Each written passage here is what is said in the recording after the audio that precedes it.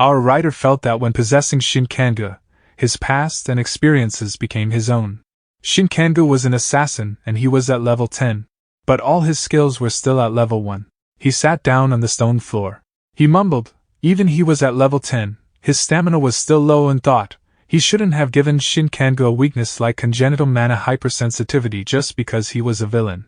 And said, as expected that was the only way, while drawing a pattern on the floor with the mana stone in his hand.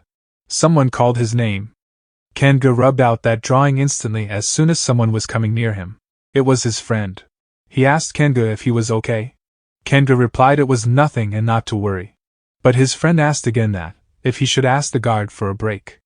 Kanga sighed and smirked. If they were people who let you rest depending on your condition, they wouldn't have dragged them to a place like that in the first place, he replied. They were in the detention center, created by the criminal organization called Eclipse. Rookie hunters who could use mana were forced to work like a slave to mine mana stones. He told his friend not to worry about him and to mine the stones. But his friend asked another one again that, if he was thinking of escaping. Our hero cut in and told him to forget about it and to go work before he got beaten up by the guard. Also reminded him not to do anything reckless. But his friend chuckled and said okay.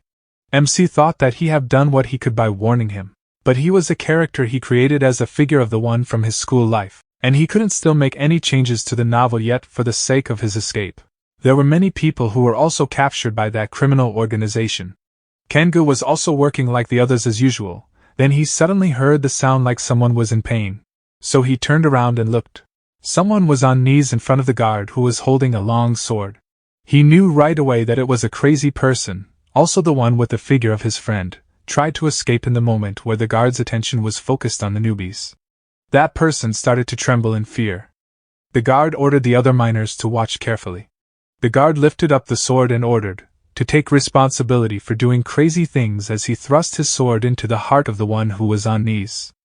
Everyone was terrified by that scene with their mouths wiped open.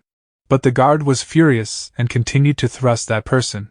Everyone looked away cause they couldn't dare to watch it, but Kanga kept staring at scene and trembling in rages. The guard only stopped when that person couldn't even move a finger, and finally died. Shin Kanga remembered that he warned him not to do anything reckless as he's staring at that body. The guard asked, why didn't he act up like last time, and since there was no one here to stop him, he would kill him too, with a smirk on his face. Kanga replied coldly that he couldn't care less about his friend dying. The guard felt irritated by that answer. Kanga told that guard to let him go to the toilet. The guard asked with a smirk attitude again that if he pissed himself. But he agreed to take Kanga to the toilet and ordered to follow him. When they reached in front of the restroom, he would give him 1 minute, and if he took longer than that, that place would become his grave, the guard said with an annoying look on his face. Then he opened the door. That room was full of dead bodies lying on the floor. He walked past one by one calmly to find something. The guard was also counting down the seconds outside of that room. Kanga finally found the thing he was looking for. He scrubbed his hand against the cracks of the stone floor. The blood was spattered from his hand. But he needed those blood to draw a pattern. He finally finished drawing the pattern, but he only had 13 seconds left. As soon as he finished, the pattern glowed with blue light.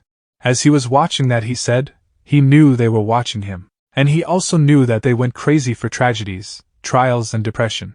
He heard the shouting that he only had 10 seconds left and to finish things up from the guard who was slamming the door. But he didn't care and continued to ask that if they were curious how low-level like him summoned them. He made up his mind to stay a little longer just like in the novel cause they appeared a moment later. And if he hesitated a day, the hope that the world was looking for would be further out of reach.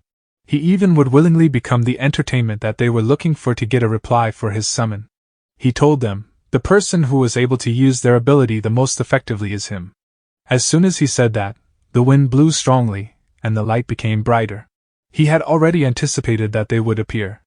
The main constellation who have made a contract with Shin Kanga in the novel, Dimension Looter, finally appeared.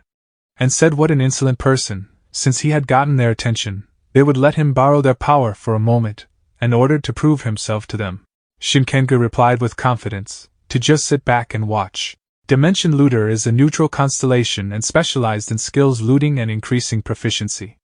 1 minute time was up, the guard smashed the door open and shouted angrily, that if he was playing with him. But what he found was the room was full of silence and emptiness. He was frozen by that scene. When he suddenly saw a shadow with fast movement speed, a look of terror flashed on the guard's face. RMC's skill, short distance leap, became level max with the help of Constellation's special skill. He dashed straight towards the guard to punch him. Another skill, traverse teleportation, also became max level. He suddenly disappeared from that place. The guard also instantly looked behind him but saw nothing like an empty room. When he was still in frozen state, Kanga suddenly appeared behind him with terrifying speed. Kanga clenched the steel stick firmly, and then stabbed the guard's neck. The guard cursed him, but Kanga stabbed more deeply as the rages in his eyes were more furious. Finally the guard can't talk anymore and started shaking. Only then Kanga pulled out the steel stick as the blood spattered. The guard's body collapsed on the floor. Kanga kept clenching the steel stick and the blood were dripping from that. He said, "Thanks, dumbass." And thanks to him, he had decided to leave that place that day. The Constellation told Kanga that he was interesting. And the contract was completed. Kanga sighed and said, with this he have avenged him while picking the sword up. As soon as he took that sword, a notification appeared showing that a weapon had been registered. Kanga said coldly, from now on he was not going to look back.